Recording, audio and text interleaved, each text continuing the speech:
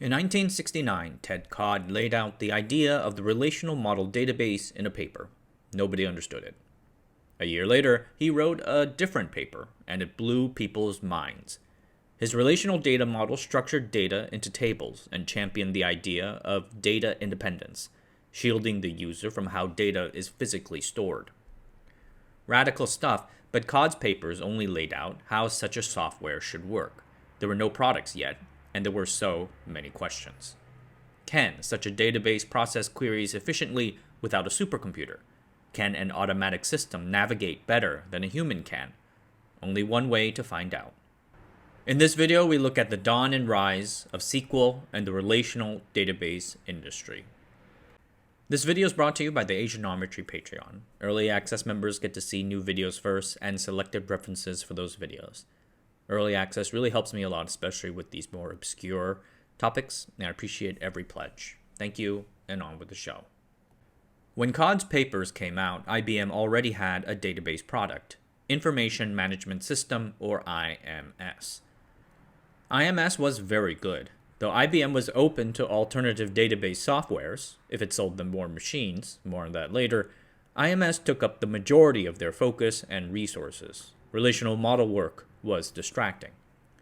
So in 1973, IBM management moved all of the various IBM people experimenting with relational model databases out to the IBM Santa Teresa lab in San Jose so that they can work alongside Codd himself. There, the team began work on a software implementing Codd's ideas, the first stage of which was called Phase 0. Why call it that?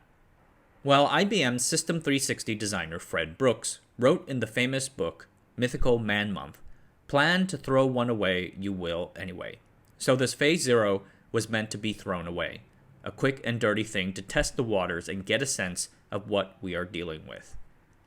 At the heart of Phase 0 was an implementation of a new query language that Don Chamberlain and Ray Boyce had recently invented called SQL, or SQL, later on.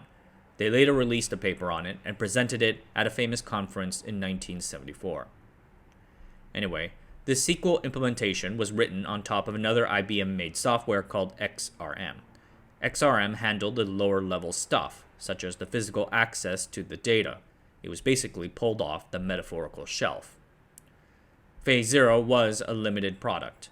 XRM only supported one user at a time, and only certain SQL functions were implemented. For instance, it cannot do joins, which is a fairly big deal.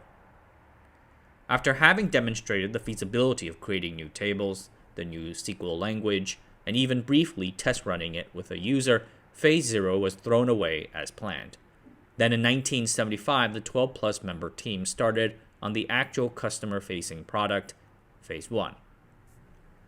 Meanwhile, at UC Berkeley, another effort to build a relational model database software was well underway.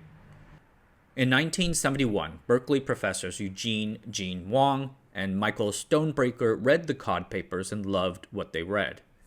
So in 1972, they got some grants from the National Science Foundation and other organizations to start a little research project called Ingres. The name came from some consultant and stands for Interactive Graphics and Retrieval System. For its data query language, Ingres did not use SQL, but rather a new thing that Wang designed called Quell, standing for Query Language. Stonebreaker and Wang read the original SQL paper and hated it. Though after a few rewrites, Quell and SQL became largely similar, with the possible exception how they handled joins. By 1975, Ingres could run a query. Despite having far fewer resources, just 1 to 2 PhD students rather than a team of 12, Ingres progressed, and its adoption grew to 50 or 60 installations by 1977. This was partly due to luck. Stonebreaker had a DEC mini-computer and asked Unix pioneer Ken Thompson, then doing a stint at Berkeley, to come install Unix on it. Stonebreaker likes to say that it was one of the first Unix installations outside of Bell Labs. Probably not true, but it sounds fun. Might go on a Reddit thread someday. Anyway, so Ingres, by way of association, became one of the first database softwares to be on Unix. As Unix BSD spread to universities around the world, Ingres came along with it. Back to IBM. With Phase 1, the relational database project got a name, System R. The R is said to stand for Relations, or Rufus, the name of one of the team members' dog. System R was set up in two parts, a higher and lower level part. At the top of the higher level system is the Relational Data Interface. This is where you submit a query in the SQL language. The lower system was the Relational Storage System, which replaced XRM. It optimizes the query and figures out how to access the data. Mechanisms were added to make it more robust against failures and enable multi-user concurrency, which is harder than it sounds. In doing this work on concurrency, System R team member Jim Gray formalized the concept of a transaction. That concept later evolved into what is now ACID: atomicity, consistency, isolation, and durability. These concepts guarantee the validity of our data when errors, failures, and mishaps inevitably happen. Without them, today's e-commerce and other vital electronic transactions cannot be trusted. It's a big deal. For his work on transactions, Gray won the 1998 Turing Award, the Nobel of the Computer Sciences. Sadly, he later vanished while sailing the waters near San Francisco. By late 1976, System R got to a state where the team felt comfortable seeding it to potential customers. Early users included Pratt & Whitney in Connecticut and Boeing in Seattle. Both used it for inventory control. The two teams at IBM San Jose and Berkeley knew of each other at the time, and that injected a bit of competitive air into the whole thing. They were in contact with each other too. Ted Codd actually shuttled between the two to check on progress and probably seed ideas. He felt no particular loyalty to System R after he wasn't placed in charge of it. And the aforementioned Jim Gray, who got his PhD at Berkeley, also helped transmit information between the two teams in the early years, even bringing the Ingres team to the IBM offices and vice versa. So we have System R and Ingres. System R was backed by a big company, IBM, but it was not ready yet, and since IBM already had a database product, they weren't too much in a hurry to bring it out. Ingres, on the other hand, was out there and spreading along with Unix, but it was not a commercial product, just a research project. Stonebreaker did it solely to get famous enough for tenure. Thus, we have a big gaping opportunity for a commercial relational product out there in the market. The seas parting for someone to run through. The company now known as Oracle has a chaotic history. We shall stick to the main points. The company was founded by Larry Ellison, Bob Miner, and Ed Oates in 1977 as software development laboratories. They began as a consulting company developing software for customers but wanted to pivot into products. At the time, the database industry was booming, with products like Adabas by Software AG, IMS by IBM, or Total by Syncom. Aggregate sales of such software in 1978 was estimated at $130 million. Ellison and Company thought that people might be interested in a database software for the growing mini-computer market. Then they came across Ted Codd's papers on the relational model and IBM's publications on SQL. Both were in the public domain. Ellison immediately saw the potential. Compared to the existing products on the market, the relational model was far easier for less sophisticated users to query their database. There were data integrity benefits too, since data only existed in just one table row. So Ellison changed the name of his company to Relational Software Inc. or RSI, and with money left over from consulting projects as well as a PDP-11 loaned from a client, they hacked together version 1 of the Oracle database. The Oracle name came from a terabit memory product for the CIA that Ellison had worked on back when he was at Ampex Corporation. The name is familiar, right? Ampex was the American company that produced magnetic tape recorders. They make an appearance in the Japanese VCR video. Go check that one out. Anyway, the CIA finds out that Ellison stole their product name and comes knocking, quite upset. Somehow, Ellison sells the heck out of it and signs the CIA as the first user of the software. Thus, in 1979, Oracle version 2 comes out. It was a simple but fairly complete implementation of SQL with joins, subqueries, and views. Version 1 was never released. Ellison positioned the Oracle product to ride a number of major technology trends. First, the Oracle database had to be completely compatible with SQL. He figured that IBM will eventually come out with a SQL product of their own, and when that happens, then SQL would be the industry standard. Famously, Ellison called the IBM System R team to learn their error codes. He wanted to make Oracle compatible with whatever IBM was building. But IBM management kept those error codes a secret, the only part of the whole project, as such. Second, Ellison wanted the database to be compatible with all types of computer hardware. This request originally came from the CIA, who wanted the software to run on all of their various computers, but Ellison then turned it into a competitive advantage. The high-level C programming language, then emerging in the world alongside Unix, helped in this regard. Oracle version 3, released in 1983, was entirely written in C, which meant that you can compile it for mainframes, mini-computers, and even microcomputers, or PCs. In late 1977, DEC released the VAX 11 minicomputer. Boasting mainframe-like power at a fraction of the price, the VAX was massively successful. Over 100,000 were sold over the 10 years after release. The VAX 11 helped jumpstart BSD Unix's popularity. It also presented a greenfield opportunity for Oracle. DEC did make a database software for their minicomputer, but it was non-relational. So the team ported over Oracle version 2, originally written for the older PDP-11 minicomputer, but compatible with the VAX, and that bridged things until version 3, which ran natively again thanks to C. As a result, the Oracle database was the only SQL software available for a very popular platform. The VAX played a huge part in Oracle's rise. But RSI's programmers ported the Oracle software to every hardware platform: Pyramid, Sequent, Data General, Apollo, and so on.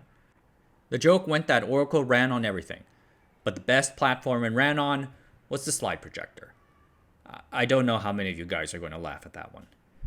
Anyway, to further build on this second idea of portability, Ellison envisioned a distributed database connected over networks. This well fit the growing trend of network computers taking place at the time. Little last thing, but important. After nabbing the CIA, Oracle database quickly found more government users. This included military customers like the Wright-Patterson Air Force Base and Fort Meade, as well as the Food and Drug Administration, or FDA, which in turn pushed the private drug makers to adopt Oracle so that they can share data with the FDA. The Oracle software back then was not that stable, but that was okay at the time.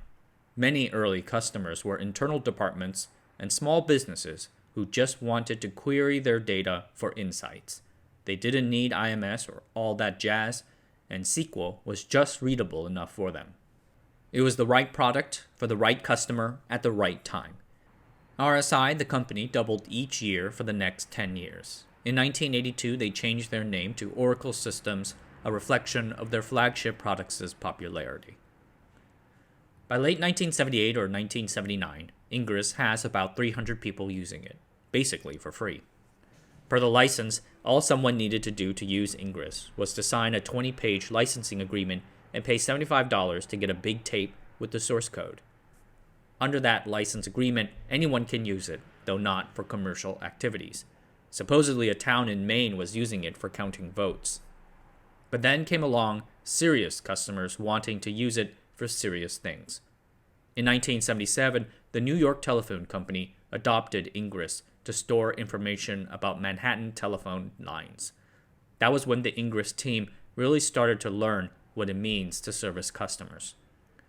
Then in 1978, Arizona State University wanted to use Ingres to keep records on their 40,000 students.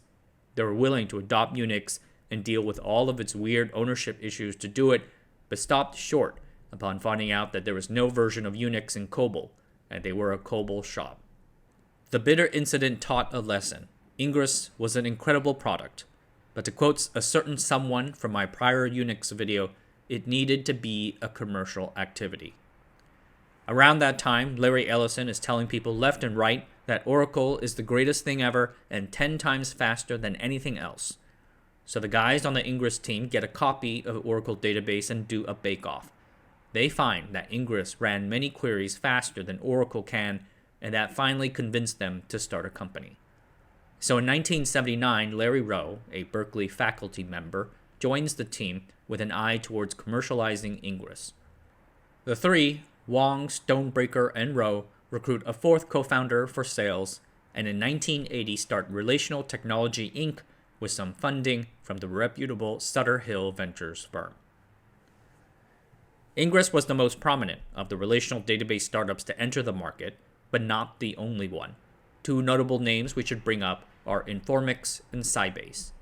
Informix was founded in 1980 by Roger Sipple, another UC Berkeley alumni. Early on, he worked at the construction firm Bechtel. He had to use a database software from Hewlett-Packard there and hated it. Horrible query language, very restrictive. He came across Codd's papers, or rather, the books written by Codd's disciple, Chris Date, which were apparently more readable. Sipple, honest man, didn't understand Codd's early papers. And Sipple realized that every business would be needing a database software running on multi-user Unix machines. So he founded a company with $20,000 raised from selling 10% of the startup to an ex-girlfriend. What a girl. They later married with 3 kids. Moral of the story in this video, women love databases. Anyway, Informix, the name was derived from information on Unix, did not use SQL as its data query language, but rather a proprietary language called Informer that would later hold it back. Then we have Sybase, founded a little later in 1984 by Mark Hoffman and Bob Epstein in the back porch of the latter's Berkeley home. They wanted to build a database software for high-performance computers capable of handling frequent transactions. But as they built what would eventually be the Sybase SQL software, computers got faster. Fast enough that Sybase can be run on general-purpose computers with powerful microprocessors like those from Intel, Motorola, or Sun. So Sybase SQL Server targeted Sun Microsystems as networked workstations, which gave them substantial traction with Wall Street and other financial firms in the mid-1980s as Sun skyrocketed towards the sun. It also later caught the interest of Microsoft, and Bill Gates came down from his mountain of money to strike a lucrative 6-year licensing deal to turn Sybase SQL into Microsoft SQL Server. As all of this was going on, everyone knew that the giant IBM had this System R project gurgling in San Jose. But will IBM release it? They did, and it goes back to a time-sharing company called National CSS. In 1975, they developed and released a database product called Nomad. It was directly influenced by Codd's papers and is often called the first commercial relational database software. How relational it actually was, hard to say. Anyway, National CSS ported Nomad to run on IBM's single-processor mainframes, and it was adopted by several big customers. They quite liked it and used it often. However, Nomad was not written to take advantage of IBM's newer multiprocessor mainframes, only the older single-processor mainframes, but the latter could not handle larger Nomad queries. As a result, 2 very large customers, Bank of America and Chevron in San Francisco, ditched IBM for Amdahl mainframes. When something big like that happens, the news goes straight up the chain to the CEO, Frank Carey. They told him about this new relational technology, and hey, didn't IBM come up with this concept in the first place? Carey asks, is it ours? And they say yes. Right there, he decides to put it into the roadmap. It took 2 more years for IBM to come out with their first relational product. At this time, IBM was organized into 3 hardware groups and operating systems. The biggest and most important was Multiple Virtual Storage, or MVS, for the big System 370 and System 390 mainframes. This operating system also housed IMS, IBM's other big database product. Creating a relational database product for MVS, as well as educating customers about its differences with IMS, was tricky. So IBM's first relational database product, which they called SQL DS, would run on 2 smaller operating systems, DOS VSE and VM CMS. These were often used by mid-sized businesses to do transaction processing. SQL DS first entered the market in 1981. DB2, the flagship relational model database for the flagship MVS operating system, followed some 2 years later in 1983. Neither sold well at the start. But IBM kept on iterating, and the second version of DB2 released in early 1986 and got better traction. IBM's entry did not wipe out the nascent relational software database industry. In 1984, IBM's IMS had 50% share of the total database market, but only 20% of new sales. In other words, they were losing share to relational, so they had to respond. It was a defensive move. But IBM's going in with SQL validated Ellison's decision to make the Oracle database compatible with SQL. Ingres and Informix, on the other hand, were going with their own data query languages, Quell and Informer. Just like Fetch, it wasn't happening. Them not being compatible with IBM, which means SQL, threw them onto their back feet. Meanwhile, Oracle charged ahead into the market. In March 1986, Oracle went public. The relational database had transformed them into a software giant with over $100 million in revenues. With the company mostly bootstrapped, Ellison and his co-founders held on to most of the shares and became very rich. IBM created the relational data model, which should have given them prestige and credit no one else had. But at that time, IBM's top managers were still hardware people. For them, software existed only to help them sell more machines. Until it was too late, they did not see the value of porting DB2 to non-IBM machines like those from DEC and whatever else was out there. Oracle and the other upstarts did. They furiously ported it like drunk rabbits, helping them grab market share leads that IBM could not weather away. In just about 10 years, the relational model database went from some crazy ideas and a few academic papers to a multi-million-dollar industry populated by both giants and upstarts. So long the market was growing, everything would be fine, but that would not last forever. A clash between these giants of the software database industry loomed on the horizon. Alright everyone, that's it for tonight. Thanks for watching. Subscribe to the channel, sign up for the Patreon, and I'll see you guys next time.